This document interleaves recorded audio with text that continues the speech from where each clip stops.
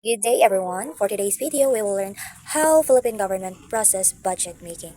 There are four main steps: the budget preparation, budget legislation, budget execution, and budget accountability. Here's how the budget preparation process works step by step. First step, setting economic target. The Development Budget Coordinating Committee or DBCC sets target for economic growth, spending levels, and revenue projections. Step 2, issuing budget call. The Department of Budget and Management or DBM issues a budget call to all government agencies. This document provides guidelines on how to prepare their budget proposals. Agency budget proposal. Each government agency prepares its budget proposal. Based on the budget call, agencies outline their planned programs, projects, and activities for the upcoming year. Step 4, the budget consolidation. Agencies submit their budget proposals to the DBM. The DBM reviews and consolidate this proposal into a national budget draft. Step 5, budget hearing. The DBM conduct budget hearing where agencies justify their budget proposal. Adjustments are made based on their hearings. Step 6, formulating the budget document. The DBM finalized the draft budget documents, which includes all the proposed expenditures and revenues. The draft is submitted to the President for approval. So the last step is submission to Congress. The approval budget document, now known as the National Expenditure Program or NEP, is submitted to Congress. So those are the step-by-step on how budget preparation works. So let's proceed to the budget legislation. So here's the step-by-step on how budget legislation works. So first step, submission to Congress. The President submit the National Expenditure Program NEP to Congress. Step 2, committee review. Both the House of Representatives and Senate form committees to review the budget. They hold hearing where government agencies explain their budget request. Step 3, plenary session. After committee review, the budget is discussed in plenary session by all the members of the House of Senate. Amendments can be proposed and debated. Step 4, approved by House and Senate. Both the House of Representatives and the Senate vote on the proposed budget. If there are differences, a bicameral conference committee is formed. Step 5, bicameral conference committee. This committee resolves any differences between the House and Senate version of the budget. They create a unified version that both houses agree on. Step 6, final approval. The unified budget is sent back to both the House and Senate for final approval. Both houses must approve it. Last step, presidential signing. The approved budget is sent to President. The President signs it into law as the General Appropriation Act or GAA. So those are the step-by-step on how budget legislation works. So let's proceed to budget execution. First step, release of funds. The Department of Budget and Management or DBM released the allotment to government agencies. Agencies receive the Notice of Cash Allocation or NCA, which allows them to access funds. Step 2, agency planning. So agencies plan how to use the allocate funds for their programs and projects. They create work and financial plans to guide their spending. Step 3, so implementation.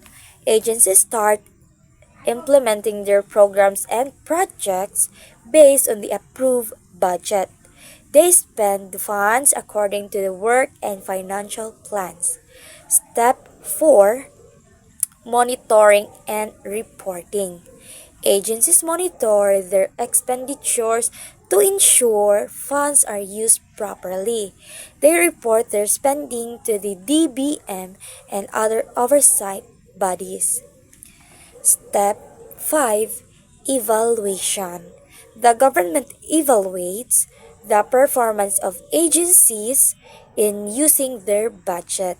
Reviews are conducted to ensure that the funds have been used efficiently and effectively. So, those are the step by step on how budget execution works. Let's proceed to the last step, which is budget accountability. So, the first step is spending monitoring. So, government agencies track how they spend their allocated funds. They ensure that spending aligns with the approved budget. So, next step is regular reporting. Agencies regularly report their spending and financial activities to the Department of Budget and Management, or DBM, and other oversight bodies. Step 3. Audit and Review. The Commission on Audit, or COA, reviews and audits the financial reports of government agencies. They check for any discrepancies or misuse of funds and ensure compliance with law and regulation. Step 4. Performance Evaluation. The government evaluates the performance of agencies in terms of budget utilization and project implementation. This involves assessing either the funds were used efficiently and effectively. For performance evaluation, the government evaluates the performance of agencies in terms of budget utilization and project implementation. This involves assessing whether the funds were used efficiently and effectively. Feedback and adjustment. Based on the audit and evaluation results, feedback is given to the agencies. Agencies may be required to make adjustments or improvements to their financial management practices. The last step is public disclosure.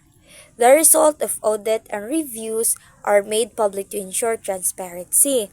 This allows citizens to see how government funds are being used and hold agencies accountable.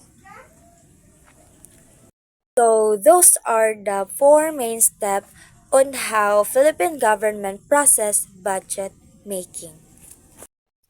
Understanding the budget making process offers several benefits. Transparency. It helps you see where public money is being spent and ensures government spending is clear and open. Accountability. It holds government officials accountable for their financial decisions and actions. But participation. Knowing the process allows you to get involved in budget discussions and advocate for how funds should be allocated. Trust. It builds trust in the government by showing that funds are used efficiently and for the public benefits. Education.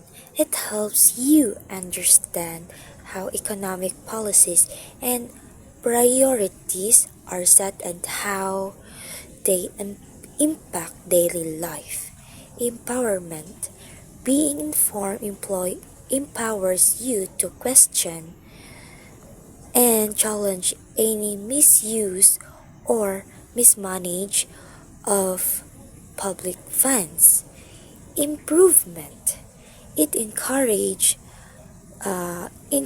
continuous improvement in how government budget are prepared and implemented.